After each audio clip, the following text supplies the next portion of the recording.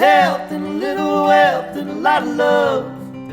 What do you think the top 5, 6, whatever things are the reason why doctors, where have all the doctors gone? What the top 5 or 6 things based upon this conversation summarized are? Number 1, I would say, is burnout for sure. Yeah. Probably the number 1. The burnout in general, the disgruntled patients, or the lack of trust, especially after the COVID pandemic. Yeah.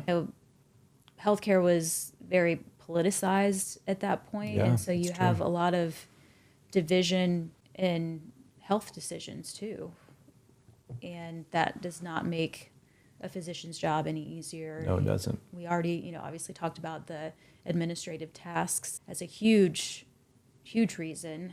Just lack of appreciation and support from your administration. About to say from everyone, Yeah. it sounds like. Lack of control over your own schedule. Insurance companies, fighting with insurance companies for coverage of certain medications. So tell me about that. So insurance, like how does insurance play into care? Everybody has different insurance and every plan is different. Right. So it's difficult to navigate in that way Yeah. because it's not a cookie cutter approach. Right. And it's hard to predict whose insurance is going to cover this and whose isn't. And especially with the craze of these weight loss medications like the Wegovy and Mounjaro or Zepbound, going through that process of getting insurance to approve the medication or not approve the medication, it's a very long, drawn-out process. And the patient gets upset with us because they're still waiting for the medication to get approved. And if the medication gets denied, there's a lack of understanding of, is it the office's fault? Did the office drop the ball on something? There's just a lot of hoops to jump through just to get the best possible medication prescribed for your patient. Yeah. And diagnostic testing too. Yeah, absolutely. Has there ever been a situation where you prescribe something to a patient and, the insurance is like, absolutely not? Oh, all the time. Or they must try XYZ first before we'll agree to cover this. So who is driving care? Insurance companies have a huge hand in that. Yeah. So what do you do in a situation where you do feel very strongly? Well, first of all, how do you have the time? That's the number one. Like you go through all this. How do you have the time to ensure that insurance agrees or approves something that you really strongly believe that your patient needs? And then what does that look like? Sometimes you have to fill out paperwork. So more paperwork. Yeah.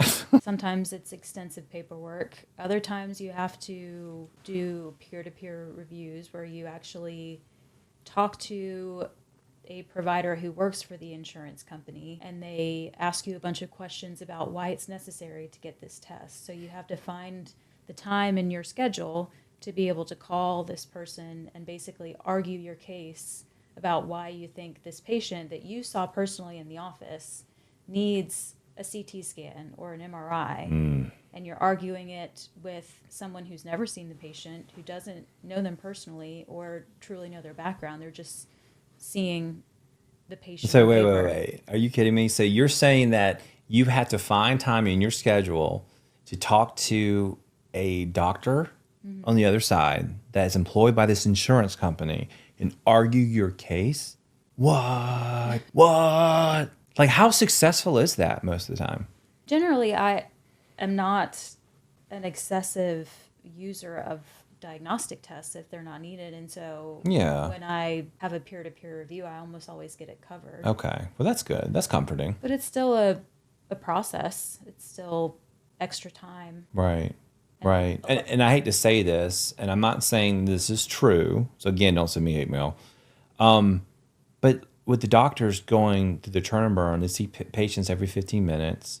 Like sometimes, based on our conversation, they shadow book patients where they think that a patient won't show up. So they'll put another patient on your schedule. So it puts you more behind because the office has to meet a certain number. And this is the business side of me. I know exactly how that works. I'm looking directly into the camera and I'm not knocking the administration. I'm just saying that sucks.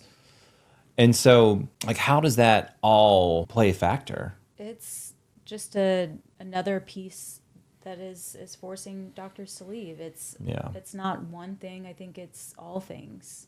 And maybe COVID was the last straw, and people are just not wanting to put up with it anymore. Yeah. With a little health and a little wealth and a lot of love, that's the life that we live. Suits and scrubs.